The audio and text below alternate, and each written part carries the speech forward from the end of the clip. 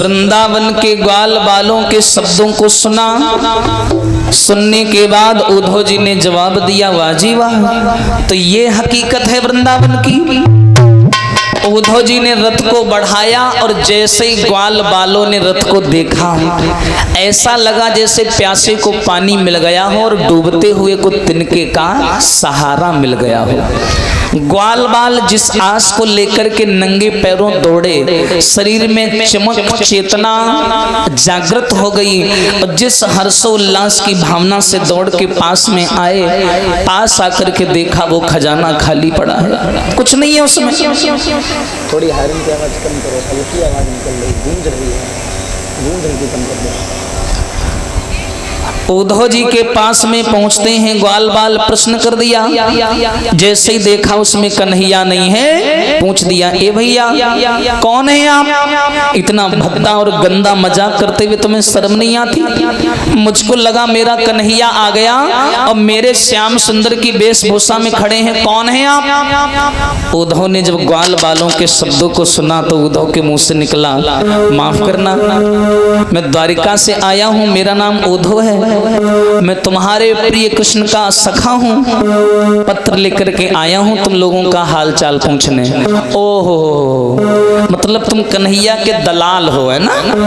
उद्धव बोले, अरे कैसे बोल रहे हो? हाँ हम ऐसे ही बोलते हैं। और जाके उस काले से कह देना कि धोखा दे करके हम लोगों को चला गया ना, धोखे से मिल ना जाए, नदी नदी किनारे नहीं पटकेंगे इसको, हाँ नजर ना आ जाए। उद्धव बोले, अच्छा मुझे मैया यशोदा प्रेम दीवानी राधिका से मिलना है, उनके घर का मार्ग हमें बताओगे? लड़कों ने इशारा किया है, जो पानी की जो नाली बहती हुई आ रही है, नाली, इसी नाली के सीधे सीधे चले जाओ, आपको एक सुंदर सा बगीचा मिलेगा, समस्त गोपियां वहीं बैठी मिलेंगी। उद्धव बोले, क्या उस बगीचे के पास में कोई नहर है या झरना है? ये पानी कहाँ से आ रहा है? बालक ने जवाब दिया, यही तो कमी है, जो प्रेम नगर में आया नहीं वो प्रेमी का ठिकाना क्या जाने। जिससे तुम पानी कह रहे हो ना, ये पानी नहीं है, फिर क्या है? इस सारी गोपियां सवेरे काम धंधा करने के बाद में बगीचा में बैठती हैं और कृष्ण की याद में बातें करके खूब रोया करती हैं, और ये उन्हीं के आंसुओं का संकलन ये बहता हुआ आ रहा है, जिस बात का प्रमाण है कि गोपियां श्याम के बिना बेचैन हैं, ये उनके आंसू बहते हुए आ रहे हैं। उद्धव जान के भैया बहुत गलत जगह आ गए, गलत जगह पंगा ले लिया। उद्धव जी चले मैया यशोदा के दरवाजे पर आकर के रथ को रोका। हाय मैया यशोदा ने घंटी की आवाज सुनी, जैसे ही घंटी की आवाज सुनी जान गई मेरा बेटा आ गया। अल्लू पल्लू संभालते हुए दौड़ी रथ के पास में आई, देखा वहां कोई दूसरा व्यक्ति खड़ा है, बेहोश होकर जमीन पर गिर पड़ी। क्या निकला मुंह से?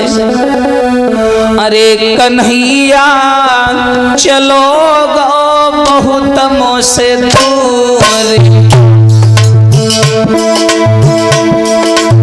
समरिया चलो गो बहुत मोसे दूर।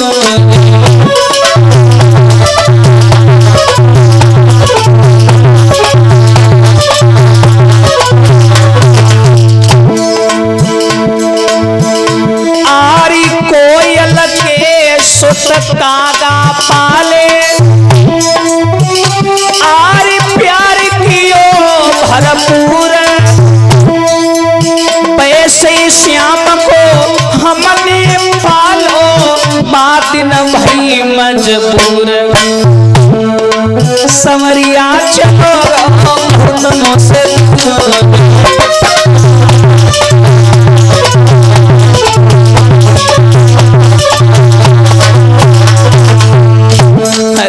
रसीलो चलो गो बहुत मस्त कन्हैया।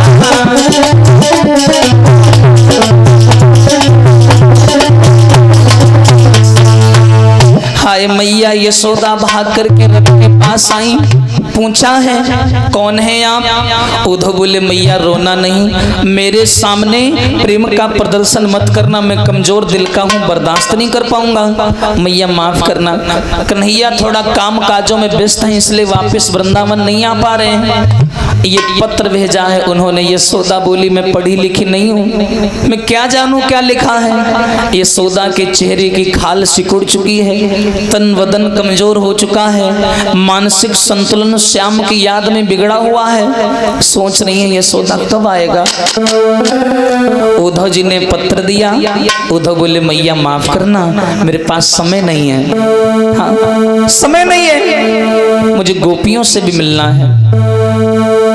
मैं जानता हूं श्याम सुंदर को तुमने पाला पोसा प्यार दिया, पर मैया एक बात कहें बुरा न मानना, वो साधारण बालक नहीं है।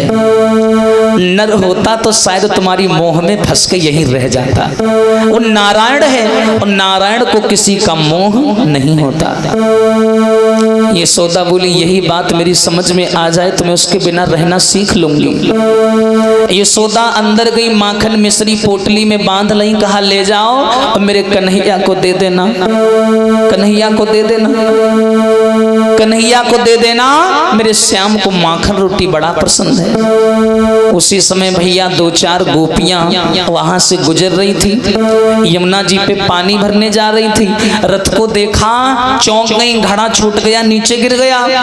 बोली लगता है कन्हैया आ गया, और गई रथ के पीछे से झांकने लगी, पर वहां कन्हैया नहीं था। एकदम से बालाओं के मुंह से निकला ये सब क्या चल रहा है, ये रथ में कौन है? कन्हैया नहीं आया।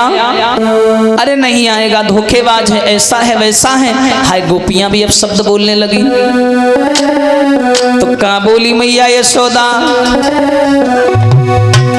कि तेरो कंचन मुख मढ़वाए दूंगी, अरे मेरी लोटी लला घर आए, तेरो कंचन मुख मढ़वाए दूंगी।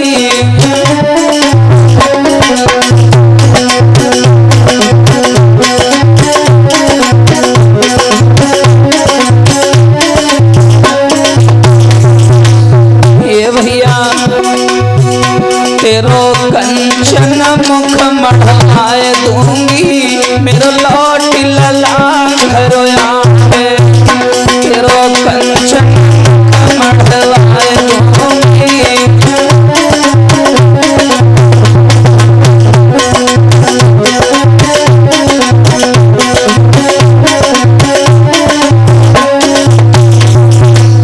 हे कन्हैया अरे जो काऊ की मटुकी फोरे,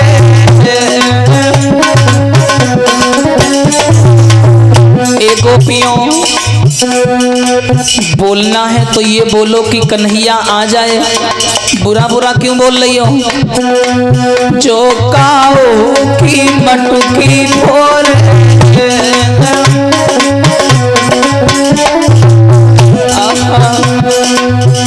बाय सोने को कलश मंगाए दूंगी, मेरो लौट लला घर आवे।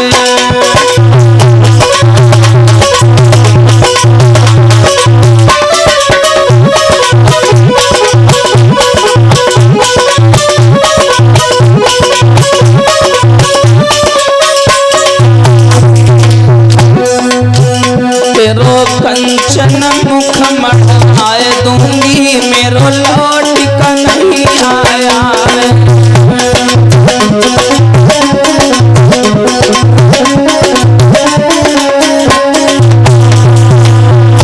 तुमने तो बोल दिया।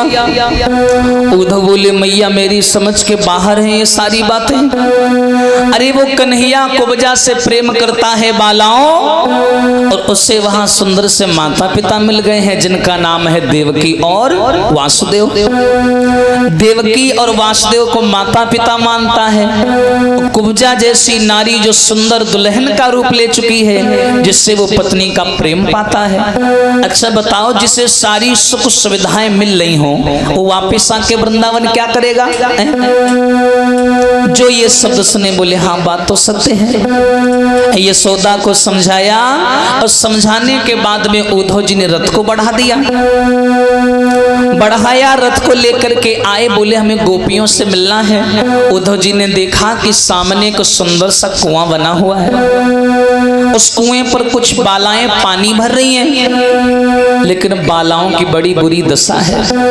अगर किसी लड़की ने घड़े में रस्सी बांध करके घड़ा कुएं में डाल दिया है तो उसे घड़ा खींचने की याद नहीं है।